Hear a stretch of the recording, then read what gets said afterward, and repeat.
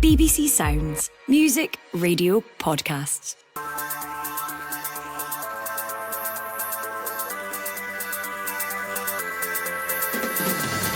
Hello, I'm Andrew Petrie and this is the Scottish Football Podcast. Back again on a Monday morning with the final word on the weekend's action. Kuhn, although he's been dragged back, can move into the penalty area. This is Nicholas Kuhn!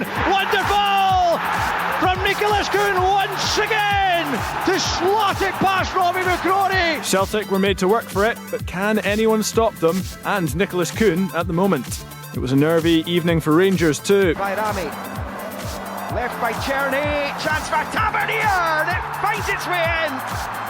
Tessers scores for the third successive game. But how important a 3 points could that prove to be for the Ibrox club and Philippe Clement? And dark clouds over Easter Road. We can't feel sorry for ourselves. We need to keep working harder. We need to stick together. And the message to the fans is apology for the first half performance, but I do believe we will turn this round. There's a lot of hard work still to be done, that's for sure. You're the man to turn that around. I fully believe that, yes. Can David Gray survive the latest defeat for bottom club Hibs? Well, I'm delighted to be joined by current Motherwell striker Tony Watt and former Rangers and Kilmarnock goalkeeper Cammy Bell.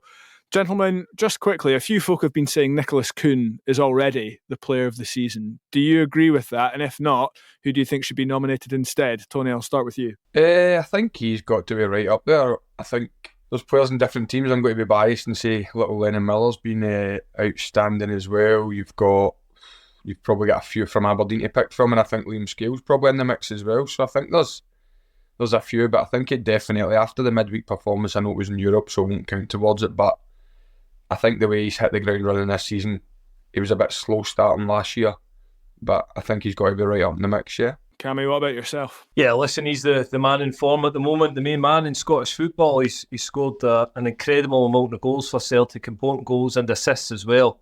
He's in red hot form and he looks like he's a new Celtic star. Well, it'll become clear why we're talking about Nicholas Kuhn again once I go through the headlines. But at the moment, it's the evening of Sunday, the 10th of November as we record. You'll be hearing this on Monday morning at the earliest. There's lots to discuss. But before we get into things in a little more depth, we'll go through the latest headlines.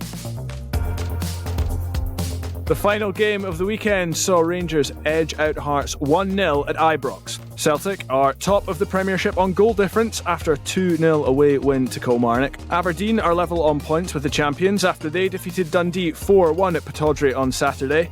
Also on Saturday, a 2-1 win for St Mirren at Easter Road that piled the pressure on beleaguered Hibs manager David Gray. St Johnstone fell to their third straight Premiership defeat, losing 2-1 to Motherwell at Fir Park. And Dundee United routed Ross County 3-0 at Tannadice. And Rangers and Celtic are through to the Sky Sports Cup final after beating Glasgow City and Motherwell in the semis. The Scottish Football Podcast. Right, gentlemen, we'll start with Sunday's late game at Ibrox. Rangers 1, Hearts 0. It was a pretty anxious second half for the home support. What did you make of the result and what did you make of the performance from Rangers, Cammy? Yeah, listen, the result first and foremost, they got the 3 points that were desperately needed. Rangers can't afford to drop any points for the foreseeable future at the moment. So it was job done, but again, performance-wise, again, just not ruthless enough, gave up too many opportunities for me. Hearts, again, had opportunities and probably should have scored a goal in the game.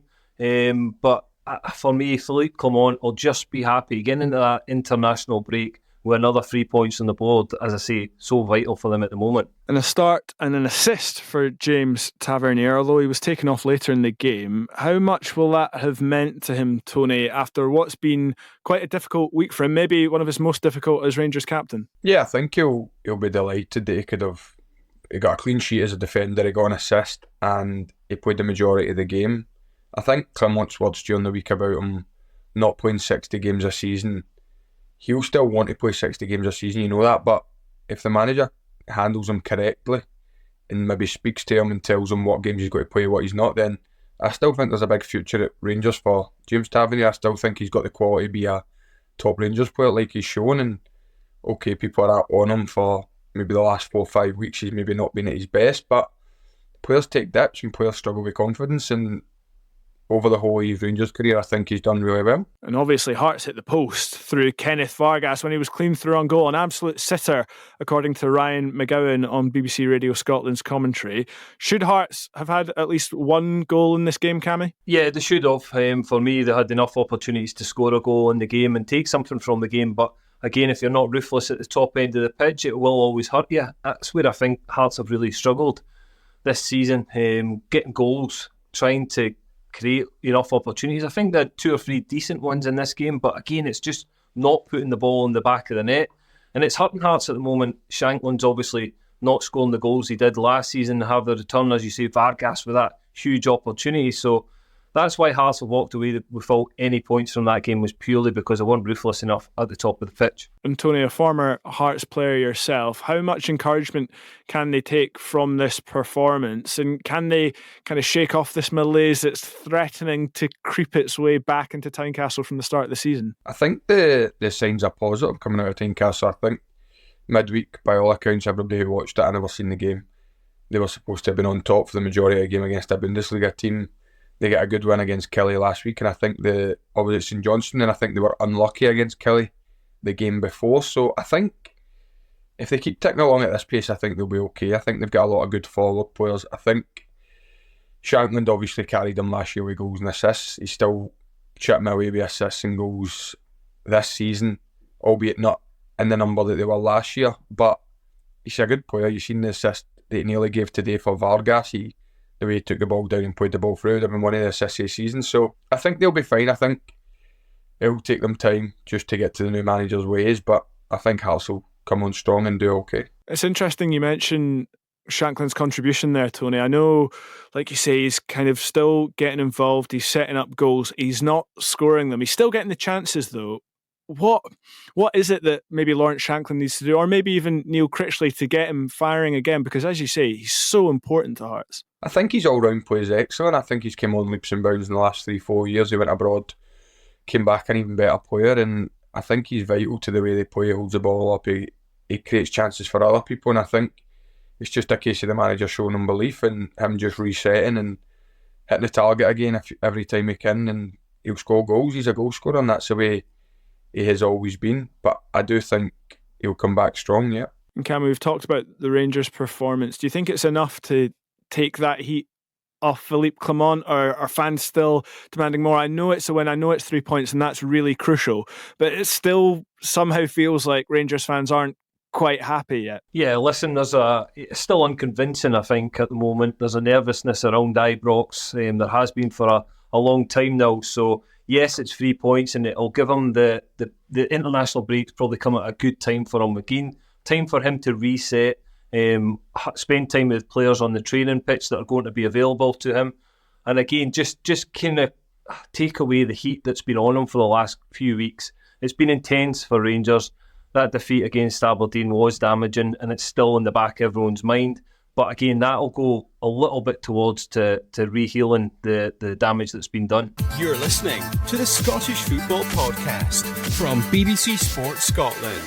0-0 as Kuhn picks up right hand side, drifting in field, knocks it back to McGregor midway inside the Kilmarnock half, looking for a killer pass. Ida makes the run and it's all the way in. I don't think Ida gets a touch of that. I think that's Callum McGregor's goal. He was just looking to tease it into an area. Well, earlier on Sunday, Celtic eventually overcame Kilmarnock 2-0 at Rugby Park. It was by no means easy for them.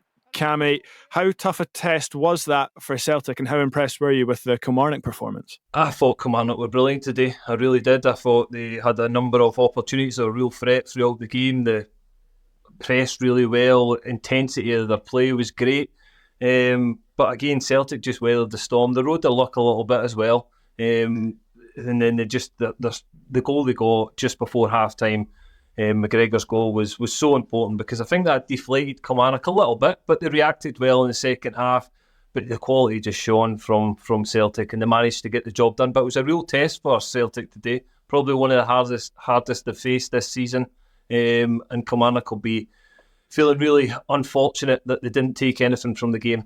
And that's it, Tony. How will Kilmarnock feel in the dressing room? I'm sure you've been in games where you've gone up against Celtic or Rangers, run them really close, but just lost out. How deflating is that to the dressing room, or can you really quite quickly bounce back from it? To be honest, I don't think it's a deflating one when you play the Old Firm, and when you play Celtic and Rangers and you narrowly miss out. I think you're the underdog going into the game. You're expected to get beat, but if you give a good account of yourself and you can maybe nick the odd result against them every couple of games, I think that's more than good enough. I think Kilmarnock's bread and butter is the teams around them, below them and just directly above them, and I think Derek McInnes will probably be given that message in the changing room as well. I think he's a consistent manager. You can see with his team selections, you can see with the people he keeps in the building.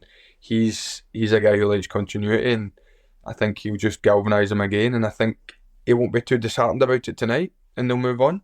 And Cammy, we've got to talk about the goalkeepers. Apart from a little bit of magic from Nicholas Kuhn to get the second goal, the goalkeepers were really influential on the scoreline of this one. Kasper Schmeichel making more saves than he has against any other Scottish Premiership side. What did you make of his performance? And also of Robbie McCrory in the Kilmarnock goal, because he had a couple of big saves, but was maybe a little culpable for Celtic's first goal. Yeah, listen, you could be hypercritical, but again, you look at the whole game, I think Robbie had a fantastic game. Some of the saves he made, he kept Kilmarnock in the game at important times as well when they were under pressure. But yeah, Kasper Schmeichel, you need to speak about him. I thought he was fantastic today. It's a game that probably don't get tested that much as a Celtic goalkeeper, probably having one or two saves a game, but he had a number of good saves today, was really solid, and he'll be delighted with a clean sheet. It's another one, he'll pride himself on these clean sheets. He knows how important, if you can continuously do that as a Celtic goalkeeper, keep a lot of clean sheets, your team's going to win games. So he was brilliant today, really important, and he's been a great signing for Celtic as well. Another great signing is obviously Nicholas Kuhn. He came in back in January. Tony, there wasn't much fanfare about him when he first joined. I know it was a couple of £1 million from Rapid Vienna, but I don't think fans kind of really knew who he was, what he was about, and maybe he didn't really show that in the first couple of months. Are you surprised to have seen how much he seems to have grown over the summer, and how quickly has he become a bit of a Celtic hero? No, not at all. I think he was... It said the other day he was at Leipzig, so I checked on Wikipedia. I thought it was Bayern Munich, and I think he went to Bayern Munich after Ajax. And when you look at the clubs you've just named there, Ajax, Leipzig and Bayern Munich, I don't think there's any way you should be surprised, because these players are from good stock. These players learn to play football the right way, and I think he had a little health problem the first 6 months, and I do believe that it's not the easiest league to adapt to. Cammy will tell you, we had boys even at St Johnstone who came up from England, and when you're there, a lot of boys don't realise how fast the pace is and how good the standard is, and I think Scottish football doesn't get the credit it deserves, and I think that 6 months bedding in period is probably the best thing that happened to Kuhn, especially by a manager like Brendan Rodgers, probably showing him how to play the way he wants to play, and I think now he's hit the ground running after a good pre-season. I think injury free, which is key in pre-season, that he's came out firing, and I bet Brendan Rodgers isn't surprised at how well he's doing. He certainly had a big impact on the game. Something that probably wouldn't have had a big impact on the game was a potential red card for Rio Hatate. I don't want to talk about it too much, so I'll get a one-word answer from you both. Should it have been a red card? Cammy? No, not for me. Tony? No enough in it. I think he tries to pull his leg away. There we go. There's the Scottish Football Podcast's verdict. Right, let's turn our attention to Saturday's action now. There was a huge amount of focus on Easter Road, and after the customary late drama, Hibs ended up losing 2-1 at home to St Mirren, meaning they remain rooted to the foot of the table with just one win from 12 Premiership games. With the pressure building on manager David Gray, I caught up with Matty Fairnie of the Longbangers podcast to find out what the mood is like among the Hibs fans. Oh, Hora's made a mistake. It's 3 versus 2. McMenamin's clean through. Goal! What about Hora here? Wait till you see this. Horrific, absolutely horrendous. The fans have gone mental. Some of them are leaving. Some of Hibs fans are actually leaving. It's dreadful defending. Well, it was 2-1 to St Mirren on Saturday, although it looked like you'd managed to salvage a dramatic late draw, and then Nicky Cadden's strike was ruled out for offside. What is your assessment, Matty, of the latest loss for Hibs? I think had we got that point, it would have been a massive injustice on St Mirren, to be honest. As still as a comeback as it would have been, We were by far second best from first whistle to last in that game, and it would have been one where we would have got away with it, really, had that counted, and I think the defeat was the right result. Yeah, there was lots of booing at the end. There was a bit of arguing with the fans as well. How would you describe the atmosphere at Easter Road? It was pretty toxic yesterday. I mean, it's been building that way for a little while. Obviously, results have not been good for a long time. Only that one win this season so far. And from very early on, you could see it probably wasn't going to be Hibs' day. The performance was really, really abject in the first half. And I mean, I sit up amongst the pensioners in the West Stand, and in amongst where you normally hear the sweetie papers rustling, there was a lot of venom, a lot of shouting, a lot of abuse, and a lot of unhappy punters watching the game on Saturday. And obviously, David Gray's a club legend. You know, he won you the Scottish Cup. There's all that kind of baggage around him, but it feels like his tenure's really going sour. Is it salvageable at this stage? It's a long way back from this point. I would love to see him succeed. He is, as you say, like a club legend. You know, I'm not going to be one of the people that joins the calls to say he should go, but being realistic, I think it's very difficult to sort of make a case for him at the moment. I don't think he was particularly helped by the club with the summer recruitment. That was a big problem for him. The team doesn't look like it's well balanced. He's a wee bit unlucky with injury to Kieran Bowie earlier on, who would have been, I think, our main striker. But we signed him injured. We knew it wasn't going to be like an easy entry into the first team for him. So the club takes some responsibility for that.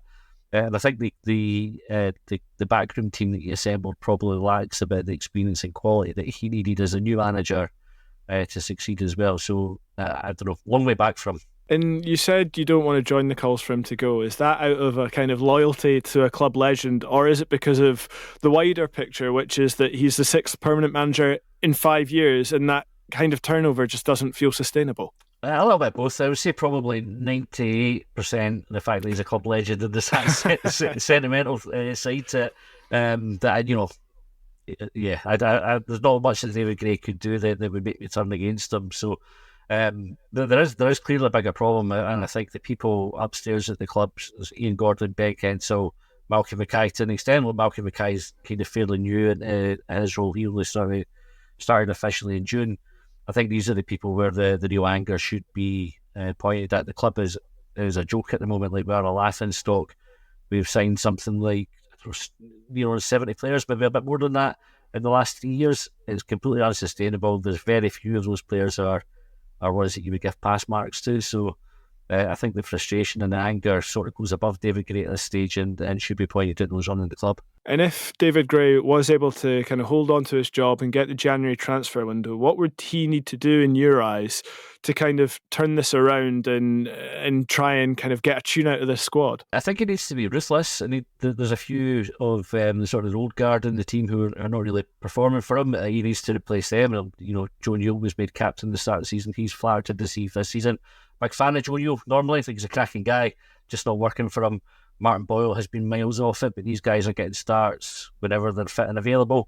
He needs to bring in a goal scorer. I think he needs to look at the 2 goalkeepers that he recruited in the summer and replace them. That's a real problem area. So it's proper big decision time. And I think the worry for me is that the Gordon family have already gone on record to say that they're covering losses for this season. And they'll be looking at it just now thinking, well, in January, we're either going to have to spend big again to fix the problems, or we're going to have to spend big and replace the management team. Or do nothing and risk getting relegated. And until the game on Saturday, I know David Gray had been quite consistent in his messaging that he felt the performances were getting better. Is that enough? Does that wash with you? Prior to Saturday, I probably could have made a case for him for that one. I think we've been the better team in probably about 80% of the games that we've played, or for 80% of the games that we've played. We have a habit of sort of conceding these late goals, which has become our thing this season, or getting men set off late, which also become our thing this season.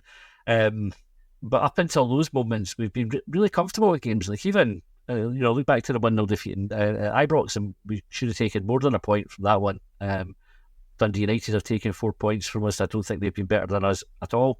And that sort of is reflected right across our performances. Saturday was one where we were 100% second best all the way through the game, and you take that one on the chin. But I could make a case for David Gray when he says, like, we're almost there performance-wise.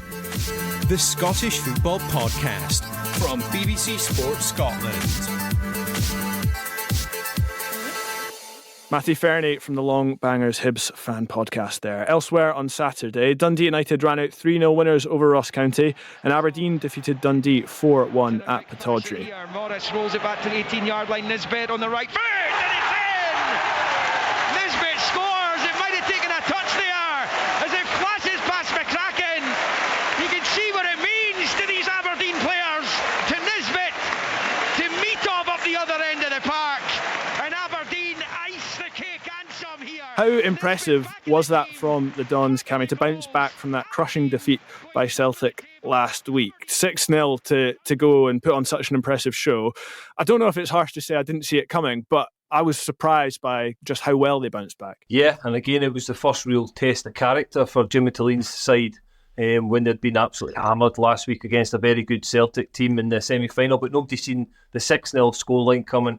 But yeah, it was an impressive display again. There was key moments in the game. Mitov's save from the penalty was really, really important because of the timing of it just before half-time. But yeah, the second half display was really, really good.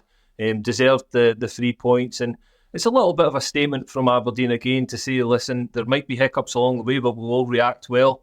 And it's good to see them up challenging Celtic at the top of the league again. Certainly is. Tony, a 2-1 win for your Motherwell side at home to St Johnstone. I know it wasn't always easy at times, so how pleased were you guys with that one? Yeah, absolutely buzzing with it. Yesterday the boys were brilliant. First 70-80 minutes I felt we cruised the game in terms of St Johnstone passed the ball about. They look a lot better, they look a lot more comfortable in the ball, but we stuck to our game plan and went 2-0 up and went in at half time 2-0 up, and we got a harsh penalty against us again.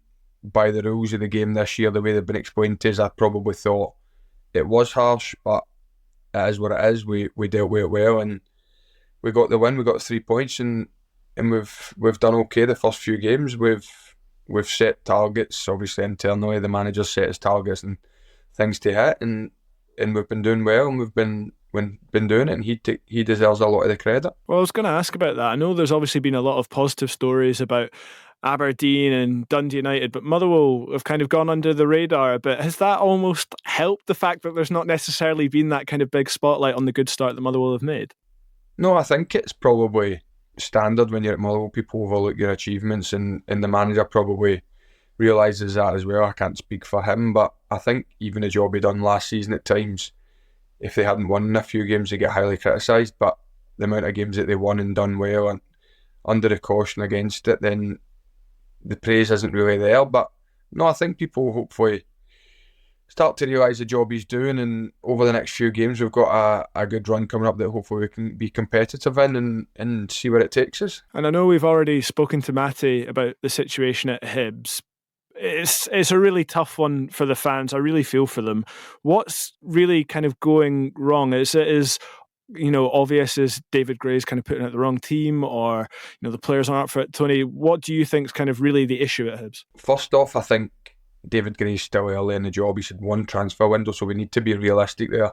You can have a bad few games in a row and be rooted to the bottom, but if they go and win the next 2 games, they've got a chance to come right out there and climb up. The league's that tight. I do think they probably do need to improve, but I do think they've got the right people in the building.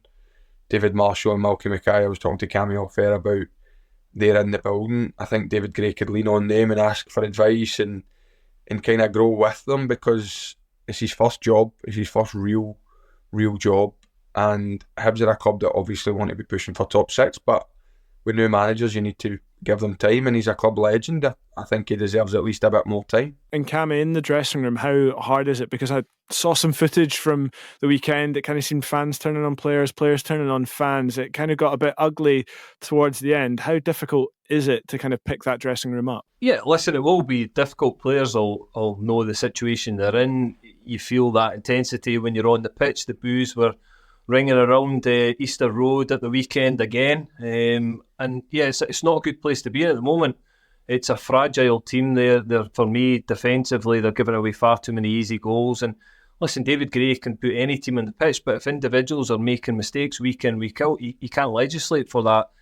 So they need to get a result. They need to get a win, and it needs to happen soon, because it is a club that at this moment in time are in crisis. They are. There's no getting away from it. It seems a little bit disjointed. As Tony said, it's good that they've got Malky and David Marshall in the building. Hopefully they can get an influence because they're football and people that know what to do. So yeah, we'll just need to wait and see with the Hibs one, but it's an interesting situation. And we'll see what happens after the international break. Maybe a good time for them to stop and reset. As for us, it's time to wrap things up, but many thanks to Cammy Bell, Tony Watt and Matty Fairnie, and thank you for listening. Remember, we'll be here with new episodes of the Scottish Football Podcast bright and early every weekday morning, so to make sure you don't miss out, just subscribe on BBC Sounds and have push notifications turned on your phone. Thank you very much for listening. For everything you need to know about your team this season, download the BBC Sport app. All the latest news, goal updates, stats and scores, and insight and analysis. Just select your club to get the biggest stories and best content at your fingertips. What a result. Download the BBC Sport app for everything you need to know about your team this season.